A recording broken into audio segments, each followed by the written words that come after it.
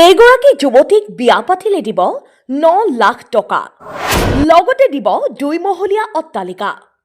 এই কথা আমি কোৱা নাই, যুৱতীগৰাকীৰ নিজ ককায়েকে কেমেৰাৰ সন্মুখত জনাইছে এই কথা। আমার কসম, আমার বোনের কসম, যে আমার এই বোনকে বিয়ে করবে তাকে আমি নগদ 9 লক্ষ টাকা সহ এই বাড়িটা লিখে দেবো। আর এই বাড়িটা আমি বানাচ্ছি শুধু এই বোনের জন্য, যে এই বোনকে বিয়ে করবে তাকে এই বাড়িটা আমি লিখে দেবো। ভাতৃ ভগ্নীৰ মৰম কেতিয়াও শেষ নহয়। সেইবাবে ভগ্নীৰ জীৱনত সুখৰ চিন্তা কৰি জমা কৰি থৈছিল 9 লাখ টকা। এতিয়া ছোৱালীজনীক বিয়া দিবলৈ বিচাৰি আছে ল'ৰাজনে।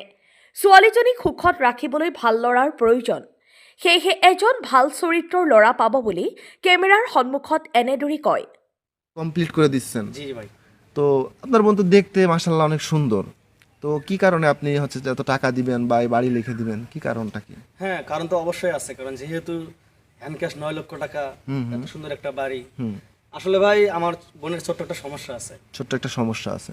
আচ্ছা ভাই, এই যে যে আপনি এই বিল্ডিংটা করতেছেন, এইটা কয়তলা ফাউন্ডেশন? এটা 5 তলা ফাউন্ডেশন। 5 তলা ফাউন্ডেশন। কয়তলা কমপ্লিট করে দিবেন আপনার বোনকে? পুরো 5 তলায় করে দেবো। 5 তলায় কমপ্লিট করে দিবেন। আপাতত দেখলাম যে 2 তলা পর্যন্ত কাজ করছেন, তো আস্তে আস্তে করে দিবেন না বিষয়টা। আচ্ছা ভাই, আপনার বোনের জন্য কেমন পাত্র আপনি খুঁজতেছেন যদি আমাদেরকে একটু বলতেন।